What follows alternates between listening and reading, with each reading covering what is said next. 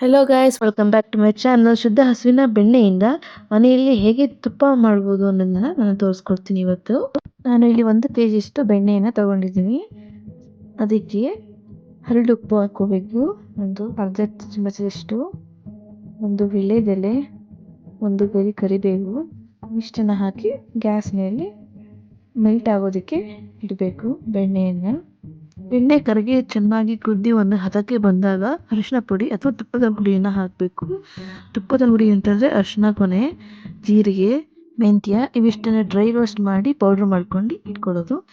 ಇದನ್ನು 1 ಚಮಚದಷ್ಟು ತುಪ್ಪಕ್ಕೆ ಹಾಕೋಬೇಕು. ಚೆನ್ನಾಗಿ ಕುದ್ದಿದ ನಂತರ ಕೊನೆ ಟೈಮಲ್ಲಿ ಹಾಕೋಬೇಕು. ಜಾಸ್ತಿನೂ ಹಾಕೋಬಾರ್ದು, ಮಡ್ಡಿ ಬರುತ್ತೆ. ಇದನ್ನು ಹಾಕೊಂಡು ನಂತರ ಇದನ್ನು ಸ್ವಲ್ಪ ಹೊತ್ತು ಕುದಿಸ್ಕೋಬೇಕು ಚೆನ್ನಾಗಿ. ತುಪ್ಪದ ಪುಡಿ ಹಾಕೋದ್ರಿಂದ ತುಪ್ಪ ತುಂಬ ಚೆನ್ನಾಗಿ ಘಮ್ಮನ್ನುತ್ತೆ.